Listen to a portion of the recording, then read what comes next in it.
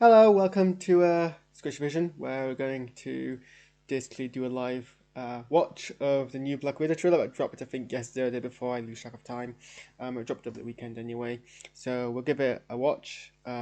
Live. So I've not seen the trailer before. Basically, watching it at the same time, watching it with you, and then I'll give my thoughts on it. I'll script through it. Normal kind of drill.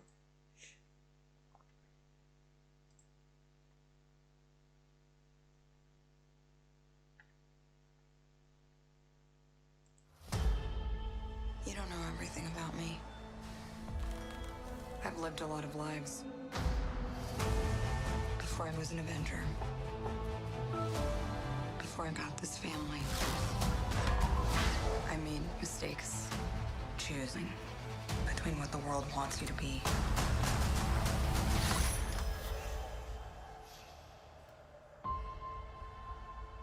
And who you are.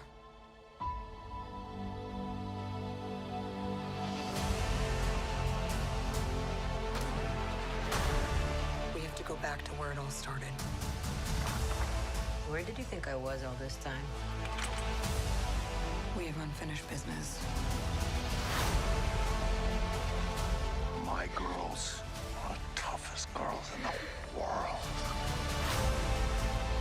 I'm sorry. We had our orders and we played our roles. It wasn't real. It was real to me. To me, you were everything. Bring her home. Put your seatbelts on. She's such a mom.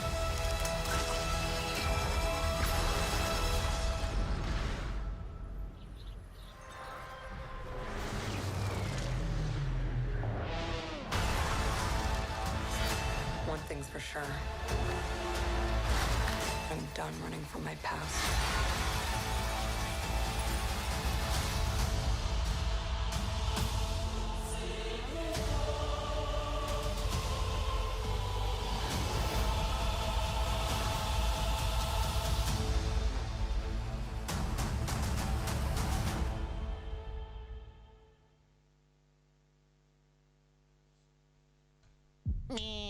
Oops. Didn't mean for that to crap for play short afterwards. Nope, that's next time. Sorry, I didn't realize I was on my watch later playlist. Let's find something more interesting to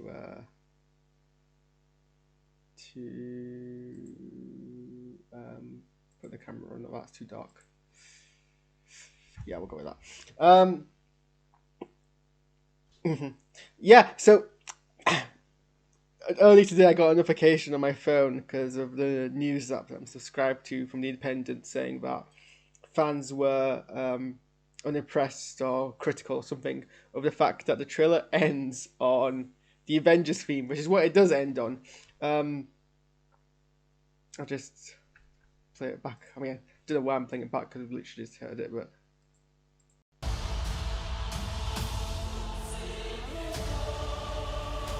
So it's a vocal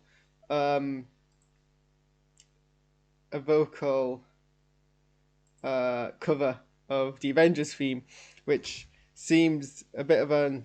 I agree with, I guess, the headline. It does seem like a bit of an odd choice to use, because it's not... It's because it's the Avengers motif for the whole team. It's not just Black Widow's motive, so it seems to be really a move to kind of play on feelings in that sense.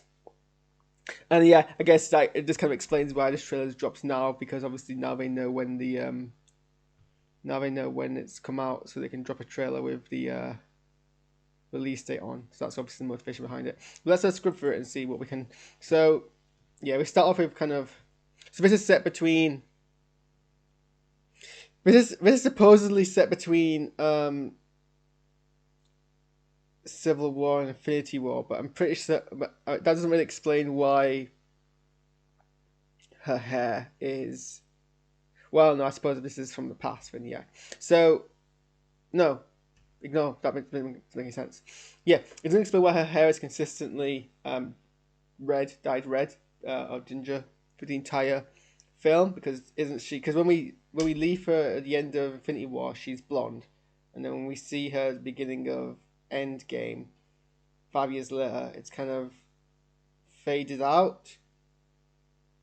Oh no, okay, ignore me. I'm being a complete and utter cabbage. She's died by the time she has red hair at the end of Civil War and has died at the beginning of Infinity. That's not a plot hole. There is Harris being sleep deprived, having a bad sleep schedule for Easter weekend, and not thinking straight. Ignore that whole line of thought. Let's just start again. Yes, so we get kind of clips from pretty much a couple of kind of key, not key moments, but basically emphasize. So I guess group moments emphasizing her role in the previous films. I mean, we don't see her from Iron Man 2, but every kind of in fact, actually, it's her key points in all the Avenger films. So her teaming up with Cap and Hawkeye in Age of Ultron when they are all together, although she's kind of really in the background where this is not really the best shot of her. And a better shot from Age of Ultron, I guess, using Cap's shield. Her role in Civil War, and then her role in Endgame, and then we end on kind of her final moments alive before she kind of sacrifices herself, and it uses all this kind of soft focus around to kind of give that kind of very flashbacky vibe. And then we kind of go to the footage, so it'll be interesting to see if that kind of there's obviously gonna be there'll probably be almost certainly some sort of time framing device in the film, or at least that's what I'm strongly expecting there to be. So this is either just for a trailer, or we might get some kind of, I don't know. A lot of people, this July, a lot of people were critical in Endgame that we had a funeral for Tony Stark, or not a funeral for Natasha. I was not one of those people who were critical. I think it makes, there's no point in the pacing of the film where it makes sense to do that. And she still had a moment, when Hawkeye and Wanda were talking about kind of people that they've lost. She still had a moment, but films aren't there to show you everything, but they're there to show you what is narratively relevant. And Tony Stark's funeral is narratively relevant for the emotional beats of the film. A funeral for Natasha isn't, such as she gets her own kind of family moment prior with the core Avengers, and a moment later on as well. So, but maybe they'll address that, and there'll be some kind of ceremony here, just for those people who are a bit critical of that being the case. And then we jump through kind of obviously several action pieces. It's kind of you have to take things by the bits, because the way that trailers are built and edited is to tell its own kind of narrative, irrespective of what the narrative of the film actually is. So there'll be different kind of obviously pieces. So we know there's an action piece that's set in some kind of snowy area, and we see this kind of several times, and you see a white version of the Black Widow outfit.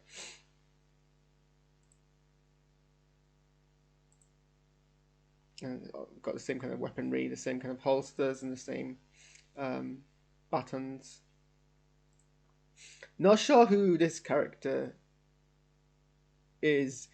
The voiceover would want you to believe it has something to do with Natasha's past, but it's not shot in the way Marvel usually shoots flashback or old-timey kind of scenes. Usually they kind of mute the colors. This is very saturated, and usually I don't think there's been any part of Marvel where we've traveled back in time and it's been saturated as much as this is. It's usually faded a bit to kind of give that kind of sense of it being in the past.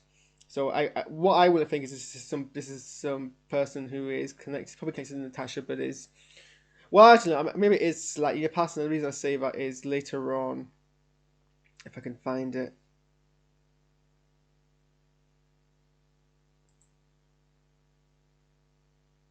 So this is the same character as this. I think my proper echinasia might be fooling me here. My facial blindness. So clearly there's like a time gap, and this is meant to be a younger person. But I don't know if we're meant to assume this is a younger Natasha, because it doesn't really fit, I suppose, with her upbringing for her to basically. I suppose it depends when she joined the Red Room. I don't know, how old is she meant to be? When would she have been a child? I'm trying to do the maths here. I suppose it could be. Her? I don't know, it just seems too much of a modern kid, but maybe that's just me. Well, this guy's referring to them as her girls. Referring to them as his girls. So maybe it is meant to be them, but younger. But just backtracking slightly in the trailer. That's too far. And then we get kind of the footage that we've seen pretty much every other trailer of Natasha reuniting with the other Black Widows. So she teams up with kind of her sisters, who she kind of trains with in the Red Room. I think there's like a couple of them, and she, they kind of have a very kind of hostile,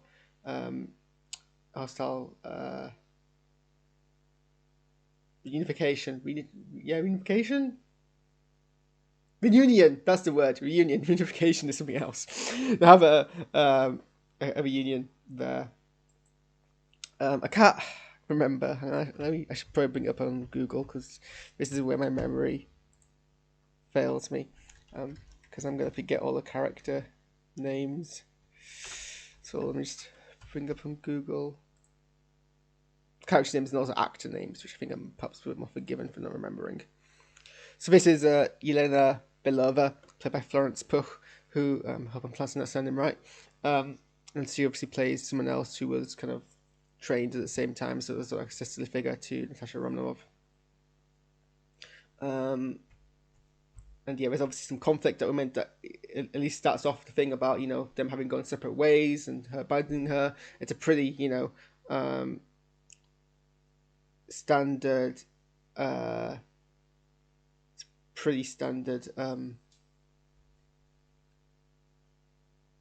sibling kind of hook there.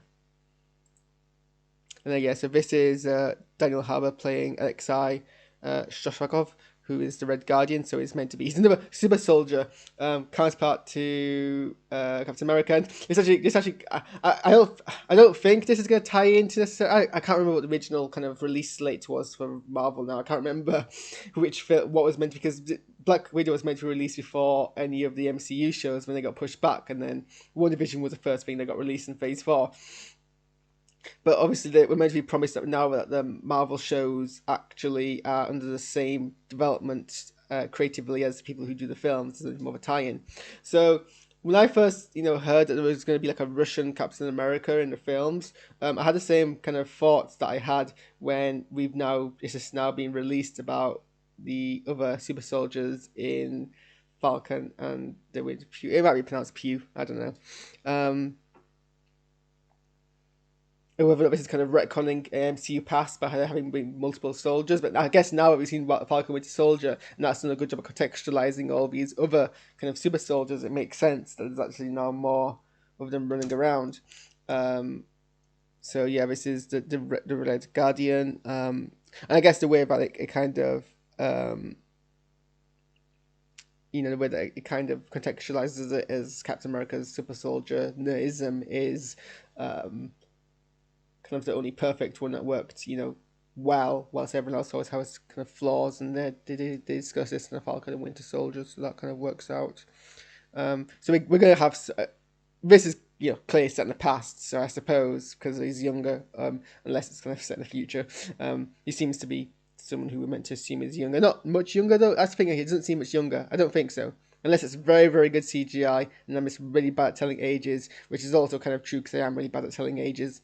But then again, I guess once you reach a certain age, you don't really become massively. Isn't there like a middle age where you kind of look the same, isn't it?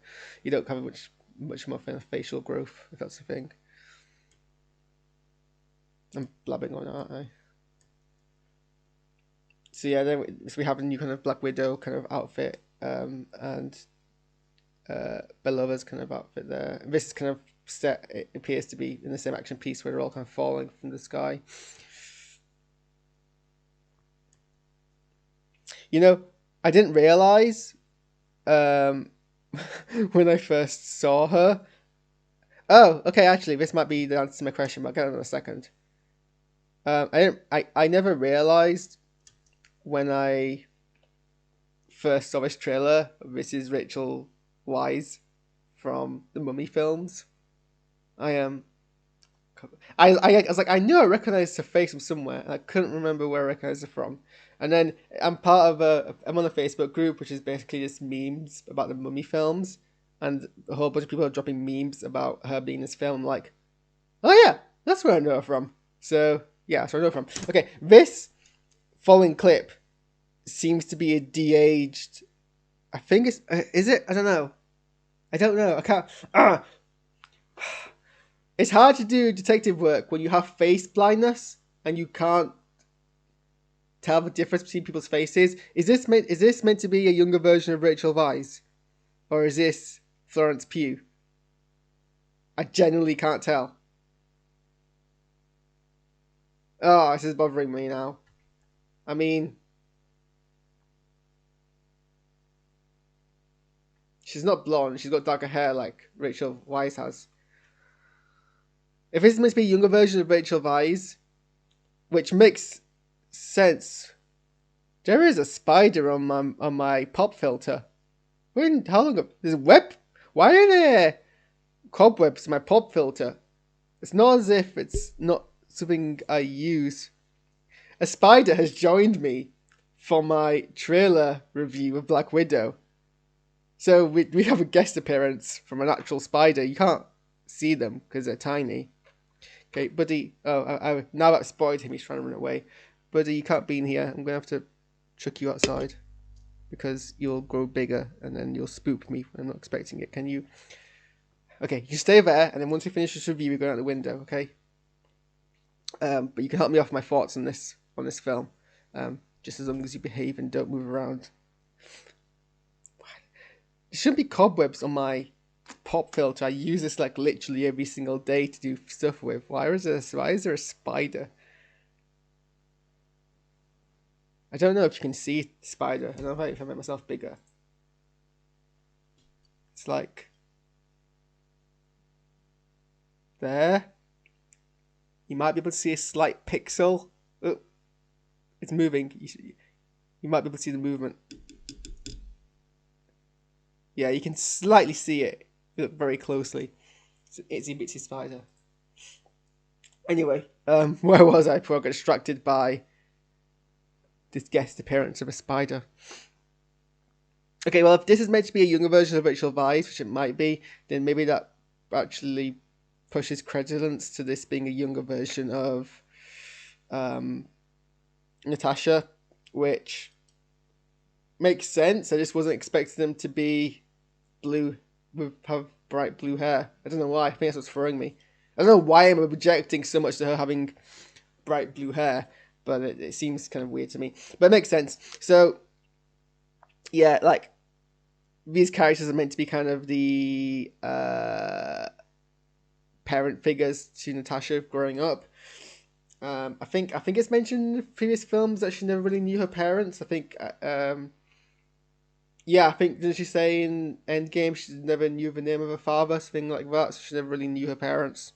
So these are like kind of her family, as close as we will get to.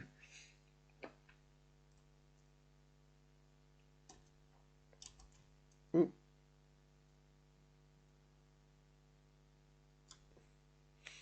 So these, there's some ships kind of circling a house at very, very close range.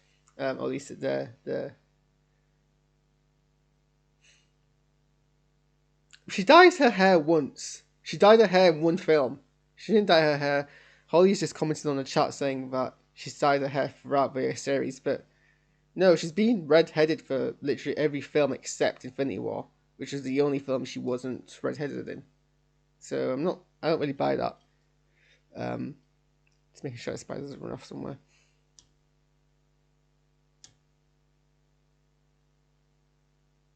And then we kind of see, I guess, pictures of her growing up, which is interesting as well, because that also doesn't seem to, because if we're meant to assume the Red Room, from how it's been previously depicted in Age of Ultron, how it's been depicted in Agent Carter, never really seemed to be the place for revelries. Never seemed to be the place for revelries and fun and Christmases, but I guess she had at least one. Yeah, so there's Rachel Weisz, who I literally didn't recognize, and she's playing Melina Vostokov. And yeah, there was some chatter in this part about essentially, where are you going, buddy? Okay. Oh dear. Oh, there you are. Sorry, just gotta quickly.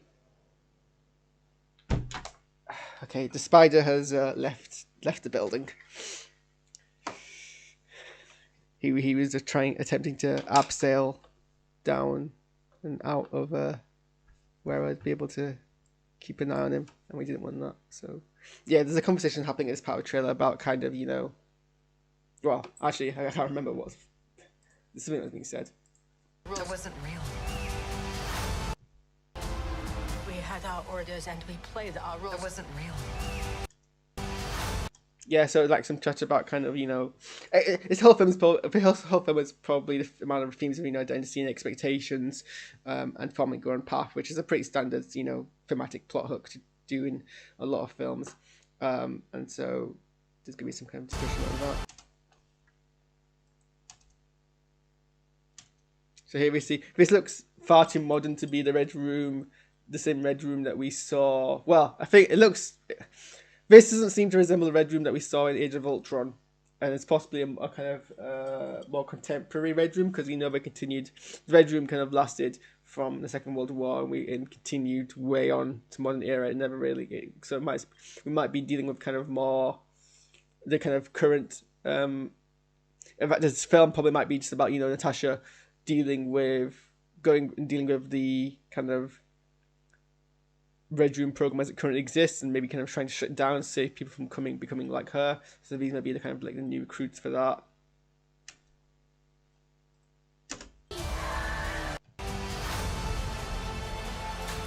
It was real to me.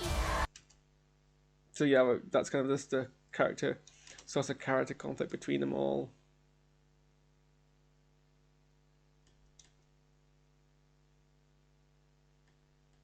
And then here you see one of the antagonists for the film, who apparently the casting of whom has not been announced, at least as far as Wikipedia goes, because it mentions the character is appearing in the film, but it doesn't actually say who's playing him, which is interesting considering how it's not usual to get someone's. Usually when they don't reveal who's playing a character in a film, it's because there's meant to be a reveal, and they don't, and a twist behind who's portraying them, and they don't want to reveal that. It's like in the second Lego movie, when it wasn't revealed that the villain was being played by Chris Pratt until you watch the film, and so that was a twist. So this is actually very interesting. Because we don't know who's, or at least as far as Wikipedia goes, we don't know who knows who's playing this character. But I'm actually, Taskmaster's an interesting character. I recently encountered him when I was playing Spider-Man on the PS4, because he's a minor antagonist in that game. And his whole deal is that by watching other heroes, he can learn and copy their moves. And we see that throughout the rest of the trailer. He's using the moves that Captain America uses and Hawkeye uses, basically mimics the fighting styles. So I think that's very interesting, especially because obviously Natasha's whole thing is her family being the Avengers and how she's kind of grown to be accepted by them. And so this is kind of her having to fight the Avengers through someone who's mimicking their style. So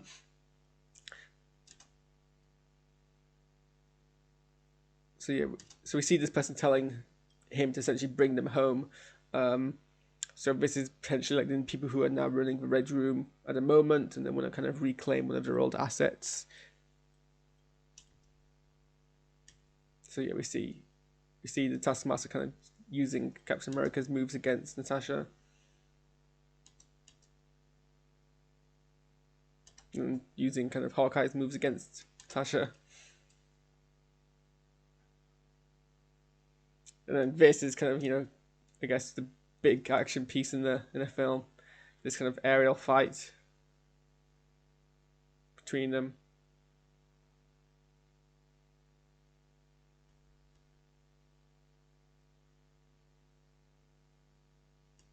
And then, yeah, the Avengers thing plays. So yeah, we get kind of slight more tidbits about what the kind of narrative of the film is. We see kind of some more tidbits about the conflict that we're going to see, and a bit more kind of the villain motivation. And yeah, and then obviously the film's going to come out on the 9th of July, but you can go and see it in cinemas because with any luck they'll be open on the 9th of July. Or you can pay a whole bunch of money, more than a cinema ticket would cost, to watch it on Disney Plus. So you can either, you know, pay it theatrically as it was intended to be watched, or you can pay a whole bunch more money to watch it on a tiny computer screen in your living room or whatever.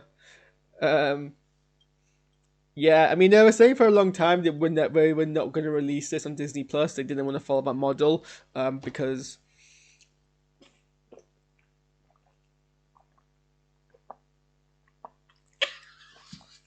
they didn't want to follow that model. They did it for Mulan because, you know, they wanted to save it for the cinemas. And I've been kind of learning about exhibition cultures in my film module, and there's obviously like a lot of politics around where you release things. Like they release things like Soul and like Pixar films for no additional charge on Disney Plus because they basically aren't expecting the same kind of revenue that they'll get from things like Black Widow, and their cost comes from basically licensing fees rather than anything else.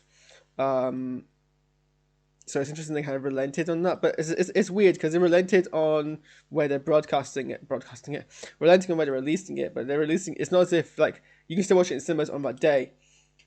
So, but I guess it does make it more accessible. Well, it would make it more accessible to people who still can't go out in public because they're vulnerable and they're shielding. Except, you know, now they have to pay a much more pricier amount for it. So maybe not accessible. But yeah, those are my thoughts on this kind of new release trailer. What do you guys think? And I'm now going to do a trailer reaction, as you kind of saw, for Space Jam: A New Legacy, which will be interesting. Because I think it's the first trailer that's been dropped on it. So if you're a fan of Space Jam, stick around for that. But otherwise, I will see you next time. Well, yeah, I'll see you for what I do next. Bye.